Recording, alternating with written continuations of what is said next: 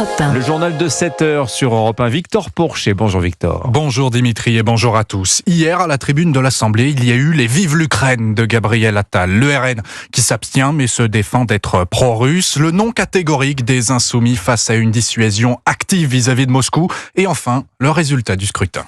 Pour l'adoption, 372 contre 99. Donc l'Assemblée nationale a approuvé la déclaration du gouvernement. Le soutien à l'Ukraine largement approuvé par les députés. Aux sénateurs, tout à l'heure, de se prononcer sur ce texte signé par Emmanuel Macron avec Volodymyr Zelensky.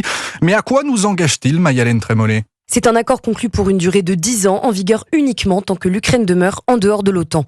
L'objectif du texte, c'est d'intensifier une coopération bilatérale sur le long terme, d'abord par une aide financière de 3 milliards d'euros de soutien sur l'année 2024, mais aussi par un renforcement des aides militaires et des engagements sur l'envoi de matériel, de munitions, d'une assistance humanitaire.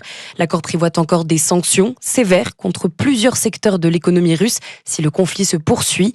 En revanche, pas une ligne sur un potentiel envoi de troupes au sol, malgré les propos récents d'Emmanuel Macron. En clair, ce qui pose un problème, c'est surtout l'engagement, écrit noir sur blanc dans le texte, de soutenir l'adhésion de l'Ukraine à l'Union européenne. Depuis le début du conflit en 2022, l'aide militaire de la France à l'Ukraine se chiffre à 3,8 milliards d'euros. Mayalène Trémollet et Emmanuel Macron sera l'invité des JT de 20h de France 2 et de TF1 demain soir pour évoquer la guerre en Ukraine.